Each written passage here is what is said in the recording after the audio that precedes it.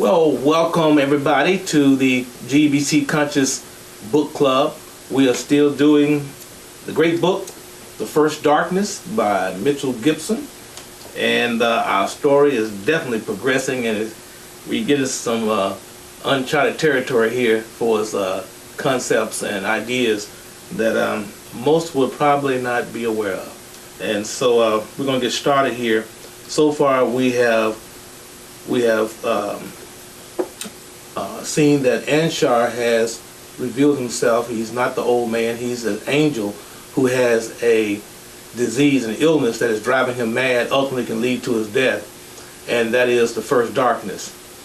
His friend, or his fellow angel, compadre, who is a gatherer, Roder, is that how you pronounce his name? Mm-hmm. He has shown up and has been, Anshar was arrested and Roder shows up, and I guess they are planning a prison break. No, not really. They are basically concerned about how to cure or how to solve the mystery of this first darkness.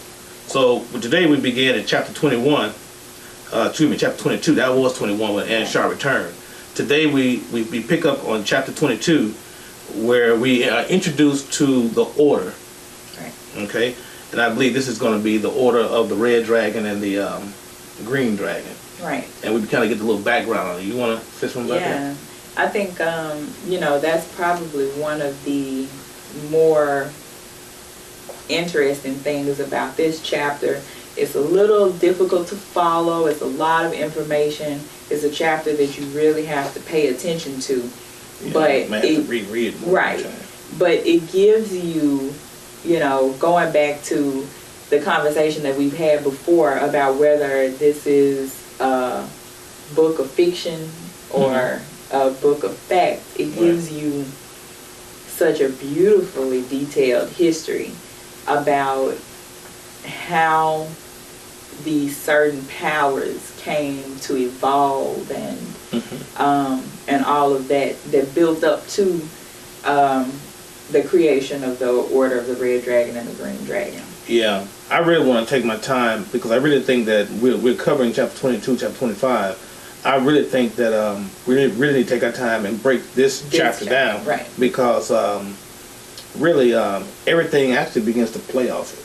Right. To understand the how all this got started. So anyway, that being said, let me go back and remind everybody in chapter 21,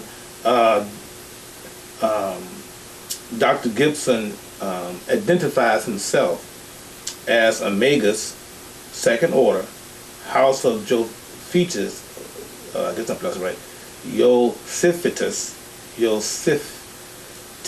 Josiphitus, third domino, order Rose Draconis, or Draconis. And so, in other words, he's of the order of the Red Dragon in the house of Jophitus, and he's a second order Magi, or Magus. So, when we get to chapter 22, we understand the background of this order.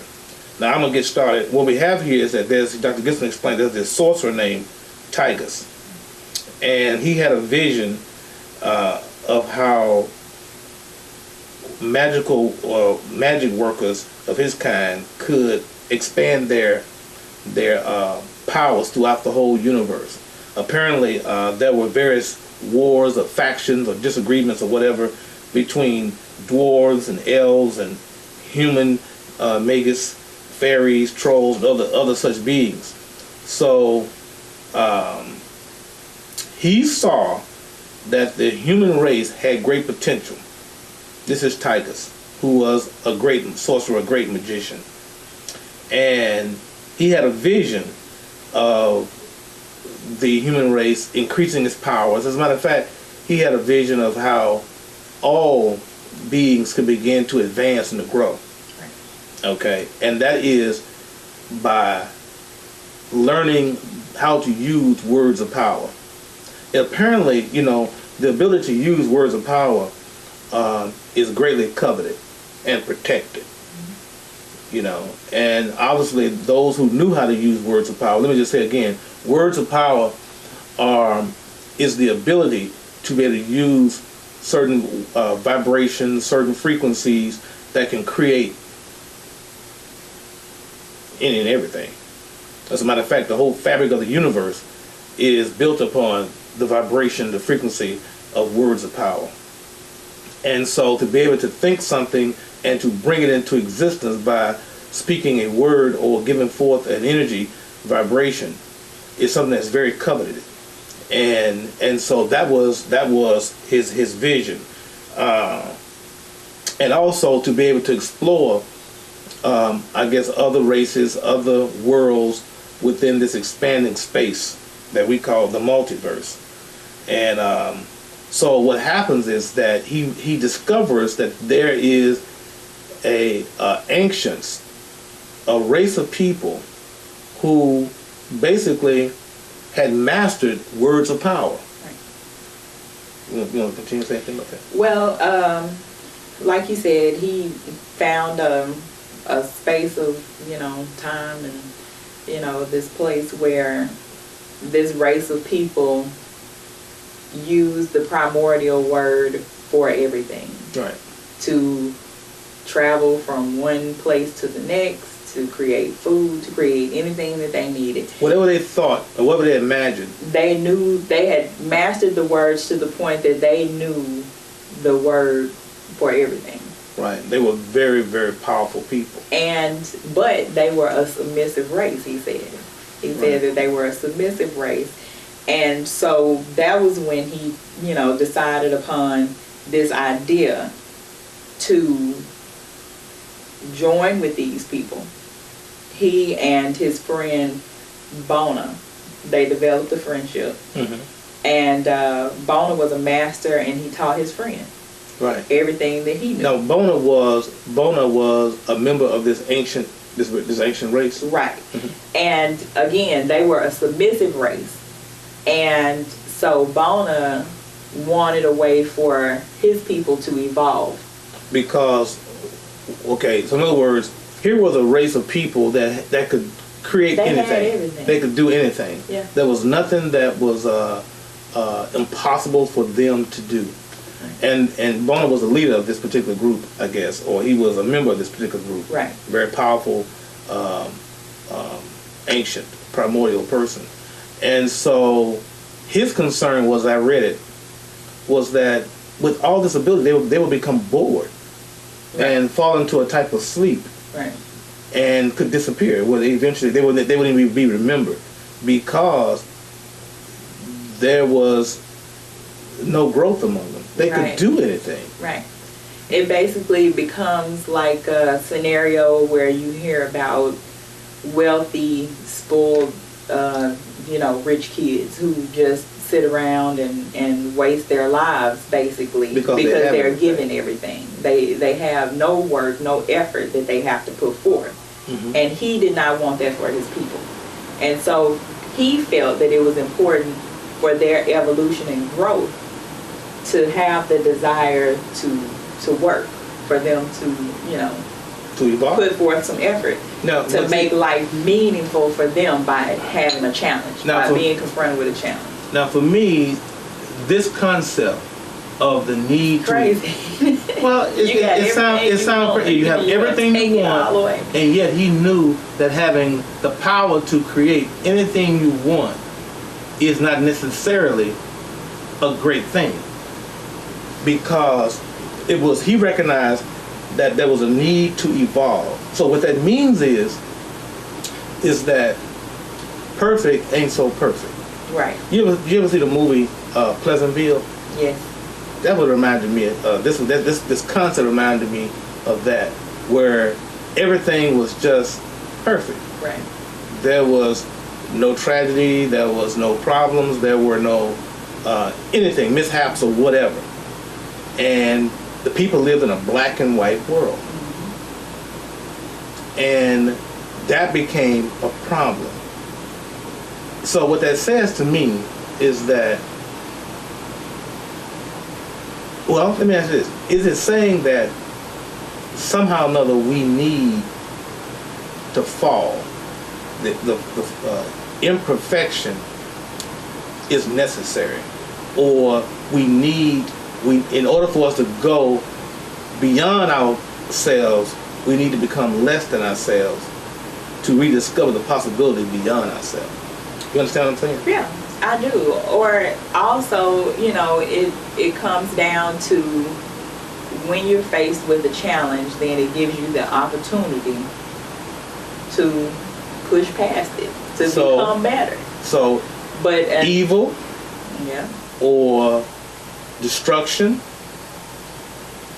sickness, sadness, depression, pain, right, are necessary evils for us to overcome to become better. Opportunities. Now, the problem comes in. There's a problem that, as a result, because what they would do is that these ancient ones would become what's the word he uses? Well, they would become spirit or become some type of a disembodied form, and they would take their powers and they would they would place themselves in the unconscious and the subconscious. There's the plan for them to turn themselves into pure light. Pure light, that's the word. They turned themselves into pure light, and they went out all over the planet. All over the universe. Yeah, the universe, right. And I believe the way they did it was, they go to a universe at a time, go to this planet, these people, go through those people, evolve those people, move to the next place. Now, Tigris knew that plan or that idea for these beings to come to his people would not be accepted by his people. In other words, the idea that everybody would have this potential, the lower races would have this potential, everybody would have this potential, they wouldn't accept that. So in a covert way, they began to infect his people. Like you said, they would go to other regions and they would, indwell, if you will, or possess within the subconscious, unconscious minds of people this potential. In other words, everybody begins to have the ability to create. Right. That opportunity was given to everyone. Well, and what happened Humans, was demons, angels, elves, fairies, dragons, amoeba. Everything would have the opportunity to take on this divine power, this primordial power of the Creator. Right. Well, apparently that didn't sit good with everybody, did it? So the next place they decided, they came upon in the scope of the celestial court that realized. Okay. Well, before that, they didn't the dragon, these sentient beings. What you mean? These one of the earliest sentient beings were. No, we hadn't made it there yet. Wait, I'm going ahead of myself. Yeah. Okay, go ahead. We hadn't made it there yet because you skipped Lucifer. Oh, okay, that's right.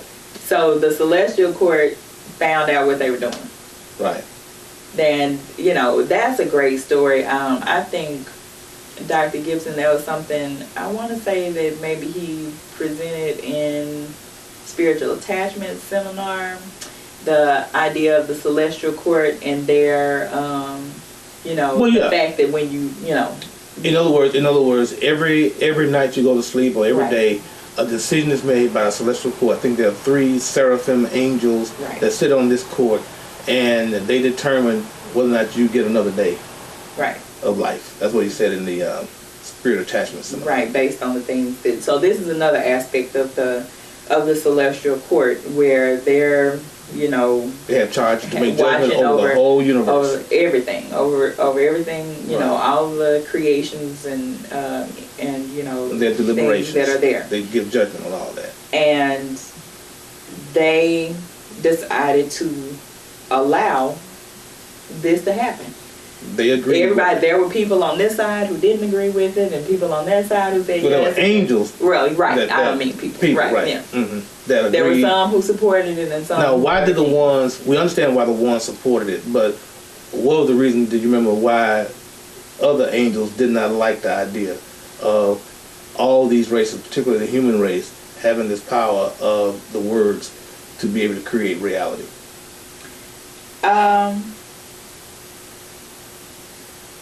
Well, let me put it this way. I think that from what I picked up in an earlier chapter. Oh, in the earlier chapter. In the earlier chapter. Not in this one, That's right, it's not in that one, I don't think. Is that they felt like man didn't work for it. It's just a gift. Right.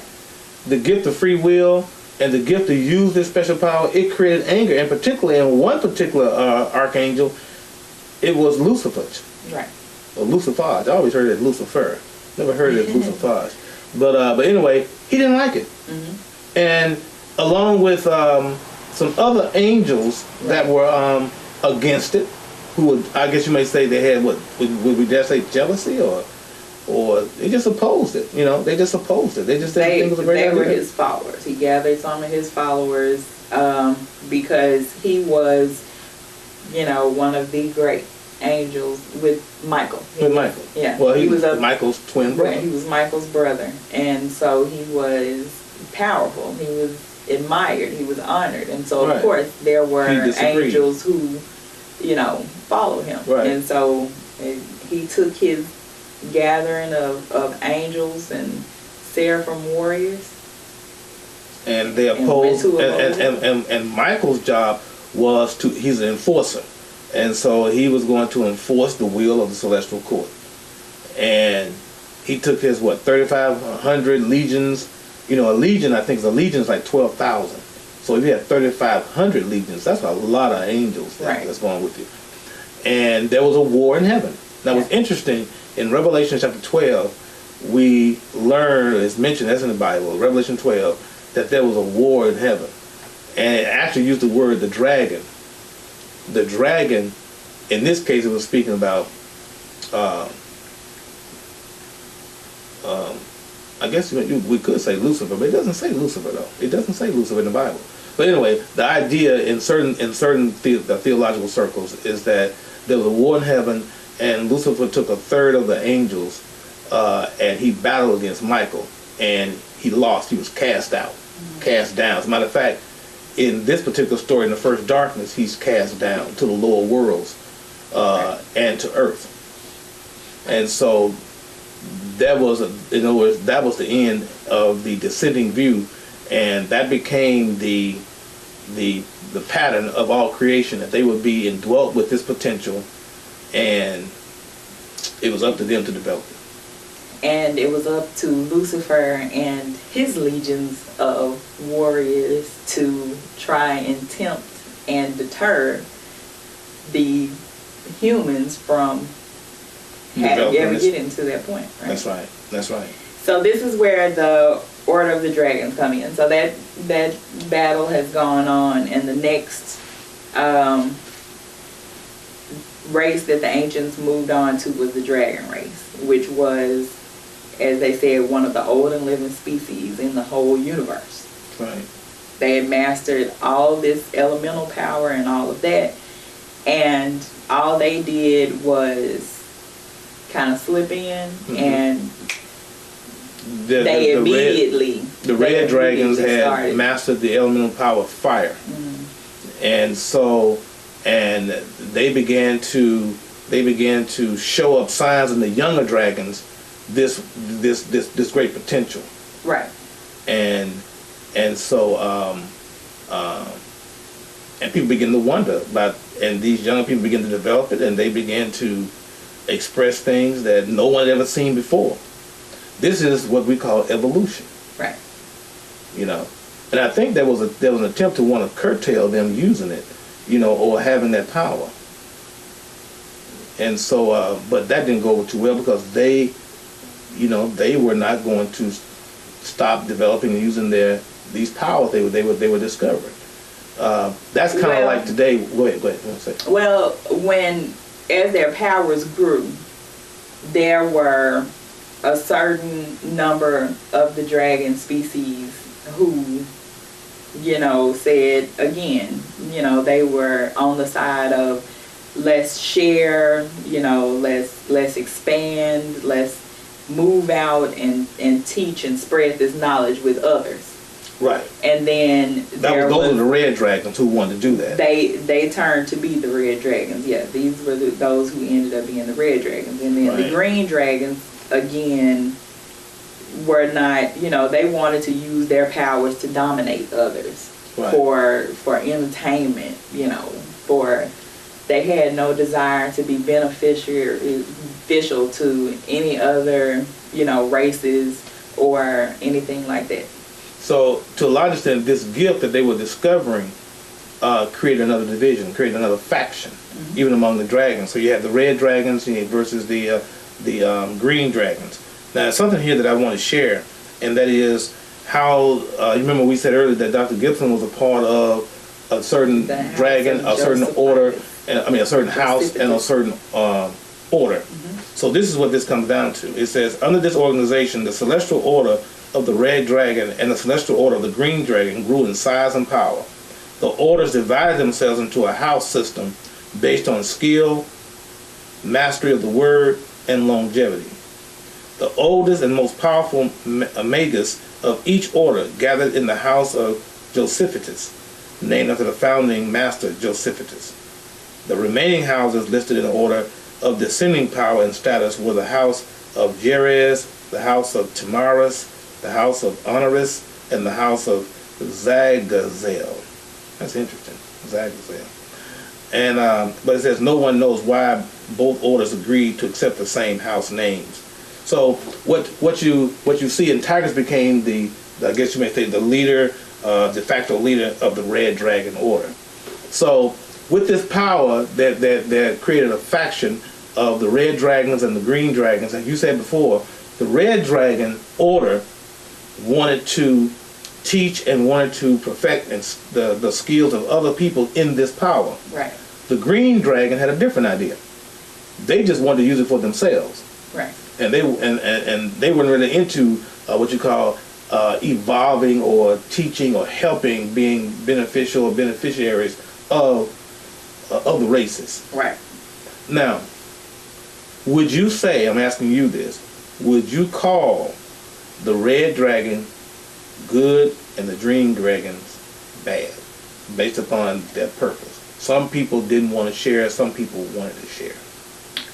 No, I don't think I could call them bad, because why is not sharing your knowledge and your abilities and power with people who don't have the skill and the proficiency and the prowess of that?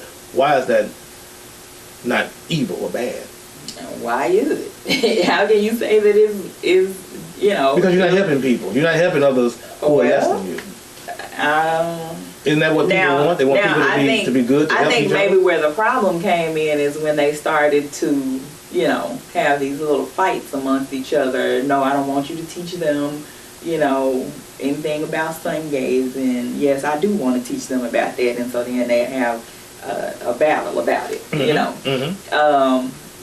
That may not necessarily have been a good thing as they started to, come across things that, one really wanted to share and one really didn't want to share, and they would have these these battles or confrontations about that. But I couldn't say that that's a bad thing, because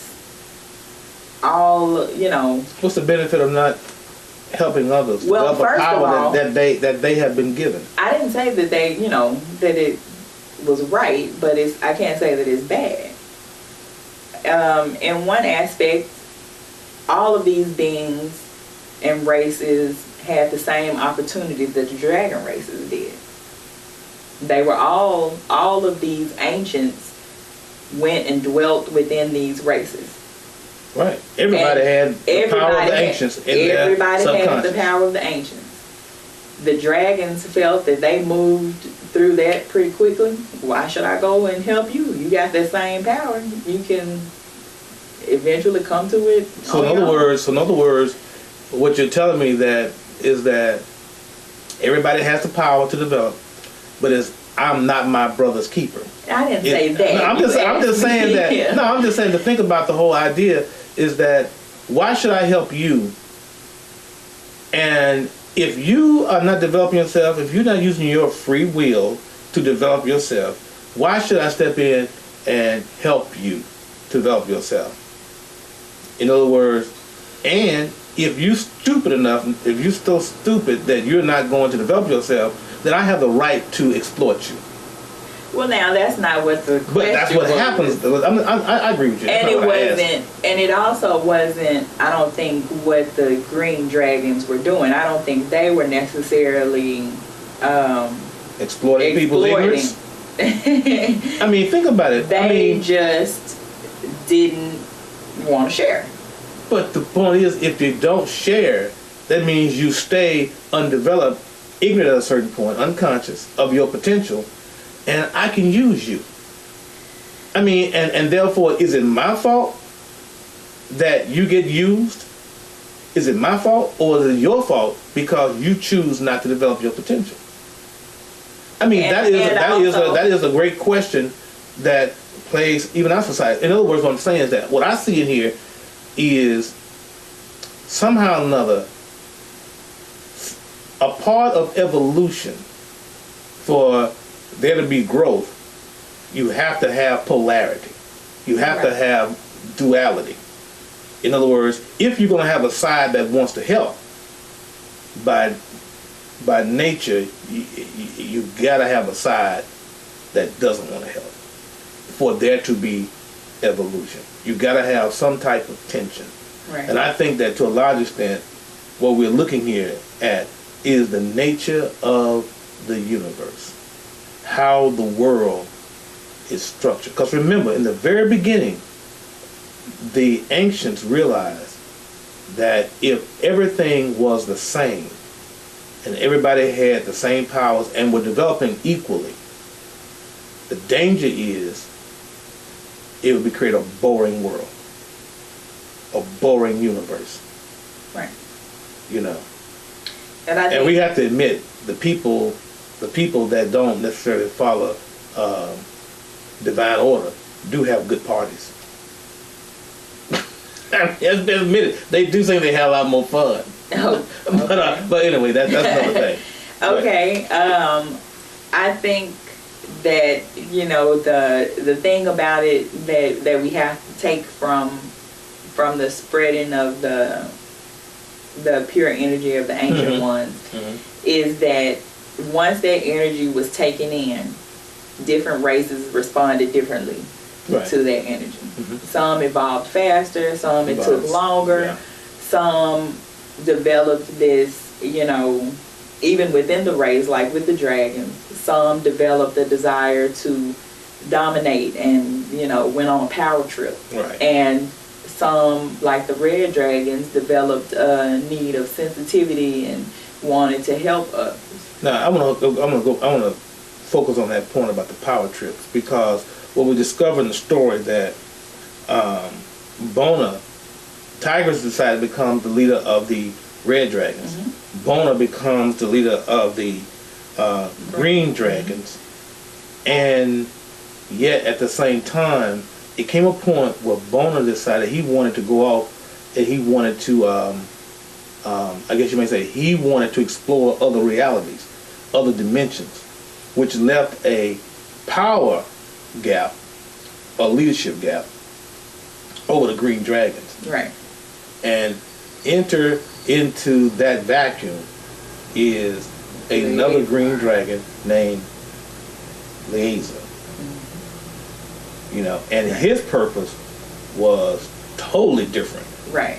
Because the thing, since Titus and Bona were friends, even though, and I think that's another interesting thing, that even though they were on opposing sides of the team, they weren't enemies. They weren't. Yeah. And they came to the point where they said, okay, if it comes to a time where you want to take over these people, but we think these people are nice, then, you know, let's have a little battle about it. You know, you can decide if it's going to be a chess game or a boxing match. Right. And we'll work it out. Now this is for, because you know we've read the book before, but the fact this is a very important part to understand that type of psychology. Right. But I thought it was very interesting that in the beginning, the red dragons and the green dragons were not necessarily enemies necessarily. They was just opposite sides of the same pole. Right. In other words, okay, shall I say, you know, okay, we're going to divide this up. You take the north side, I take the south side. You take the east side, I take the west side. Right. Now, if we end up deciding that somebody built a store and it's on the property line, then we have to sell we it. got to shoot dice for it. Something like that. Yeah. But and so when Bona decided to leave, he created a leadership gap, void. And Eleazar stepped in. And he changed everything. Right. Okay. You want to say something about him? You know, you want to read that part about him? Oh, okay. Eleazar, a very old and very powerful green dragon from the house of Josephus. We gotta ask Dr. Gibson what that house is. Josephus. What house is that exactly that you're a part of, Dr. Gibson? He emerged as the leader. Archmage Eleazar was a brutal and powerful dragon who sought to change the status quo among the dragon races. He vowed to one day unite the dragon races, that was his goal, under his rule and crush the power of the red dragons. He had not yet attempted to bring war. He had not yet tempted to bring war to the orders. He had not yet tempted to bring war to the orders. But it was in his mind. But everyone was aware of his growing threat.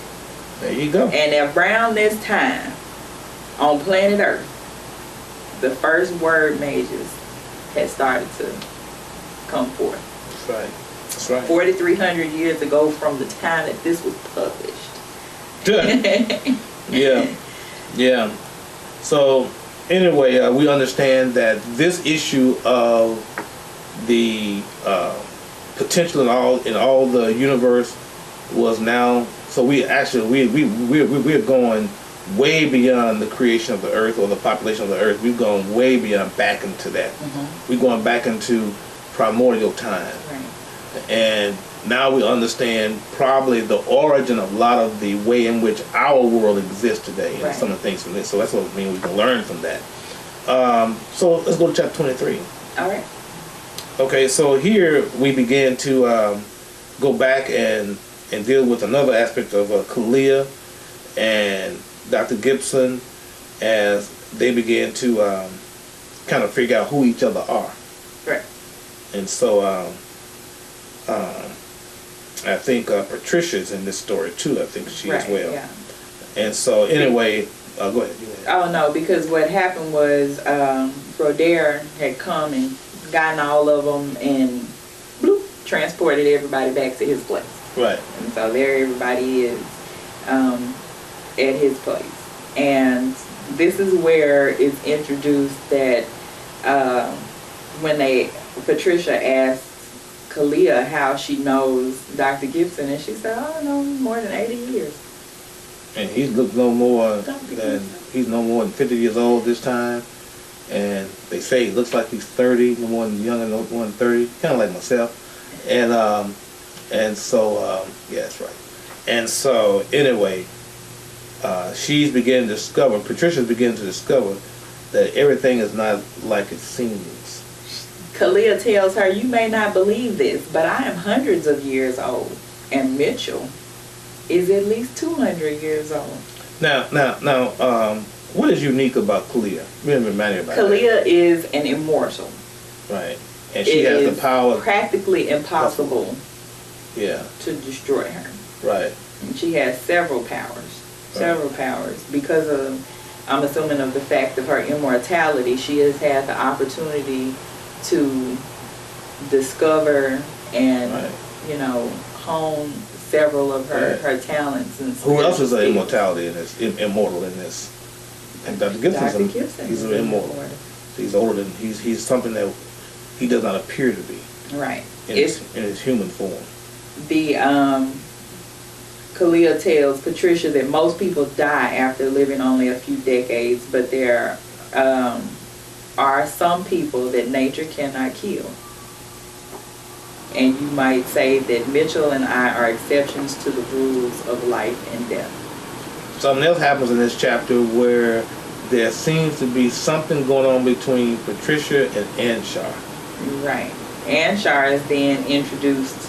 Roder introduces Anshar. Right. Because Anshar is kind of checking out Kalia's aura. Right. That's what, he's like looking at her aura. He said she has a beautiful aura, and it's like apparently that's how angels check each other out. Yeah. So he introduces his friend to Patricia, and Patricia, to Kalia. Right. Well, I guess I'm trying to say, look like Patricia is having some type of deja vu. Patricia is noticing something about Anshar. Right. And when Patricia is looking at him, she's, stricken and, So she's having hot flashes? That's what it is. Yeah. She's stricken. She can't talk. She can't. She got kind of goofy in the head and all that, and she has to force herself to stand. But when he takes her hand, then he remembers. Right. Now, the thing about it also in this chapter that's interesting, it's like Roder and Dr. Gibson and Khalid, like they all kind of get into an argument. Right. Like there's some conflict here going on because Roder wants to take, everybody. Number one, Kalia apparently chose to not become a part of an order. Right. Now that made Dr. Gibson in this story a little concerned. As a person, how can you disobey the ruling of the celestial court? And he doesn't want to run afoul of them. And so Roder is saying we're going to the celestial court to get instruction, because I think what it is that they want to use Kalia to make a clone for the purpose of being able to heal Anshar. That's the idea. If they can make a clone or take some type of sample from Kalia, who is an immortal, and merge it with Anshar, something else within him, inject it into him, I'm assuming that they could heal him. Because this is what Roder has been doing all this time while he's been hiding out, is that he's been trying to develop some type of cure for the first darkness, because he knows that eventually one day he can get it. Right, yeah. Okay? So somehow or another there rose an argument among them, and because Dr. Gibson was concerned that if you go before the court, and they're gonna lock Khalil up because she didn't follow order. Mm-hmm. So and they get to arguing among each other. Have to, if they don't go, or if they do go and they don't take her, then they'll get in trouble for hiding her, and everybody will be in trouble. And so, that is when, prior to this, then they, Dr. Gibson kind of... Well, he upstaged them, these angels. He took two of his medallions and he clanged them together and created some type of force field whereby they couldn't leave. Right. And I think Roder got a little upset with Dr. Gibson using his power like that. He says, "Here, you dare imprison angels of the host?" And he said, "Well, look, y'all don't answer my questions. So, yeah, I guess so." And so so they couldn't leave the room. And so this created an issue here. And so then it gives them also, though, the opportunity for them to talk about, talk it out. What are they going to decide to do? And in the meantime, while they are saying that, then something happens. Gerald. Now, who is Gerald? Gerald is Dr. Gibson's human friend. That's his detective friend. Right, who is the now we think he just brought him on the case from the beginning. He's acting like in the previous chapter. He's acting like he's all surprised to see these angels in his prison. He's like on this. He's on this detective, search. What you call that thing? When you look for detective clues. Anyway, investigative detective work. Right. CSI. And he's on this CSI thing trying to figure out, these murders, this angelic goo that was on Anshar. He's acting all innocent, like he doesn't know anything. Then all of a sudden in this chapter, when Dr. Gibson and Roder and Kalia and Patricia and Anshar are all arguing with each other and stuff, and all of a sudden Gerald begins to change. Right. And he grew 2 feet, and we discover that Gerald is a dragon. Yes. He's in dragon. Who is he? He is Eleazar. He's Eleazar. Yeah. Did that shock you when you first read that? Oh, I can't remember. It did me. Oh, well, yeah, I guess so. I mean, because I had already thought, Gerald? I said, Gerald, he's just a nerdy cop. You know what I'm saying? Then all of a sudden, Gerald becomes a dragon. Now the plot is really thickening, because now you begin to realize that we're coming to a point whereby all this ancient history. Yeah, but I don't think that he took over Gerald's body. No, he until he didn't take over Gerald's body. He assumed human form. I took it that he assumed human form. He assumed human form and has just been acting like a human. He didn't take Gerald's body. He just changed his shape. Yeah. This is what you call shape shifting. In other words, it appears that the ancients have the ability, and the more you develop your words of power, you actually have the ability to shape shift, to take on any form that you can imagine or that you choose to do. Because remember that he's a very powerful dragon, and he took on the form of a human. And then all of a sudden, in the midst of this stuff, he changes himself, and and he has a particular purpose that he wants to do, and I guess he wants to take advantage of this. So what I think that what happens is that he snatches Anshar and Patricia and takes them with him. And Kalia. Yeah. Kalia goes is taken with him too. But when he takes all of them, then Dr. Gibson is hurt in the process. Yeah, he gets knocked out. He gets knocked way out. More than, way more than. I mean, he's almost like it really should have killed him. Right. But he's an immortal, so but and so what happens then in this chapter, where they all, it's how they heal themselves. That's what this one is more about. And so Roder takes Dr. Gibson to his house. Right. Miss Kathy sees him. She's about to faint. She looks up, drops her groceries on the ground, seeing Dr. Gibson being brought in by an angel. Immediately goes into her preparation because she knows something is wrong. And this is where Dr. Gibson has sent a message to Roder to help find his light body. Right. He sent a cord for him to help find his light body so that he can That's something we need to say here is that the light body, our solar body, is stored in the sun. And this is going to be very important too, I think, because as you know, Dr. Gibson, outside the story, but in real life, he is putting out a book on solar rejuvenation, I think it's called, and which is going to give us some of these actual secrets of how to use solar meditation.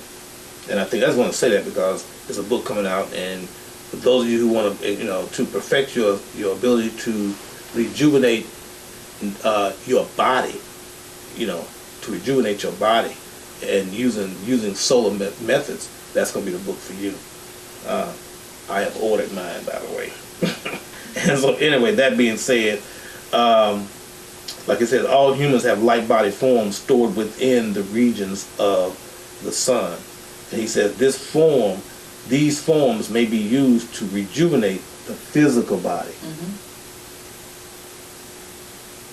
Isn't that amazing to know that we actually can begin to reverse some of the, I guess you might say, we can reverse some of the curses or some of the difficulties that the physical body go through by knowing about your light body and knowing how to use the sun.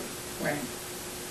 I think that's very important. I really think that the ancient Egyptians, ancient Babylonians or Sumerians, they understood how to use the sun, the energy of the sun, to rejuvenate their physical bodies. And this is something that we're going to learn when we begin to practice this. But what I thought was interesting too is that Eleazar had actually, it says, to be able to do what he did, he had to use the power of all the green dragons. He had them what they call the help of a gestalt. Mm-hmm. He combined the forces of the number of the dragon elders, and he channeled their energies into his consciousness to be able to do that. Right.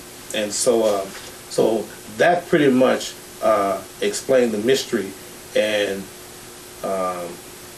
which did you know that you're now fighting against something that has now gotten real big. Everybody is involved in trying to deal with this first darkness. And it appears that what Roder and what Anshar is doing is creating a concern throughout the whole galaxy, throughout the whole universe. Right. And it's probably because it's come up amongst, other races, other beings. Right. As they live, then they've started to discover, hey, this is the problem. It's not, right. Because, see, the thing about it is that when we say we want to evolve, and the means by which evolving takes place is the idea of ascending and descending, rising and falling, and, what we call birth and death, if you will, sickness and health, up and down, the polarity. So the idea is, how do we escape the polarity? How do we escape this up and down, these destructive creative forces, birth and death? How do we get off what they may call in the Buddhist tradition, how do we get off the wheel of samsara? Mm-hmm. On one hand, we need the opposite force to force us down so we can then rise up and go beyond where we originally were. But at another point, you want to get off that wheel. Mm-hmm. And so that's pretty interesting in trying to put this thing called life together, because in life you have these polarities, these conflicting polarities that have you on the pendulum or on the wheel of going up and down. The goal is to be able to become an immortal, to get off the wheel of samsara, to get off the cycle of rising and falling, and become at least a fifth dimensional being where you're no longer affected by, I guess you may say, the first darkness. So, and another thing too, apparently all races, even angels and demons, are affected by this force that is placed inside of creation to force it to, or to cause it to evolve. Mm-hmm. Yeah. I think the though this may seem very esoteric, I think very practical. I think that it serves a point of, we have to learn until we become immortal. We have to learn the techniques of becoming immortal to overcome death. We have to learn a process of how to deal with opposites, how to deal with the bad, how to deal with the negative, how to deal with evil within ourselves, within our universe, within our own reality. And this is the force that pushes us to evolve. Until we begin to go higher and begin to evolve, we will always be subject to duality and polarity. You know what I'm saying? Mm-hmm. I think there are times where we really say we really want a world of no struggle, no pain, no sickness, no death. That's great. We should. But that world, that experience has a purpose. Right. And that purpose is to push us to the next level of enlightenment, of evolution, to evolve our souls. And when people begin to understand that, then they really then can become spiritual explorers, and they become spiritually not bored, they become spiritual seekers, as I would say, and not become defeated by the forces of nature. Right. Yeah. Well, I think we have covered everything we wanted to cover today. I hope you all have enjoyed Shelley and our discussion. And the other crew that we normally have here, they're with us, but they could not attend today. So Shelley and I did it together. And I hope you enjoyed our conversation today. Pick up with us at chapter 25. And we're going to we're not going to be able to present a conversation next week because we're all going to be in Charlotte, North Carolina for the seminar, Connecting with the Gods. And so, until then, this is Richard Bullard along with Shelley Roby, or Shelley Rowe as you know on Facebook. And we'll see you when we'll see you, but not before. Bye.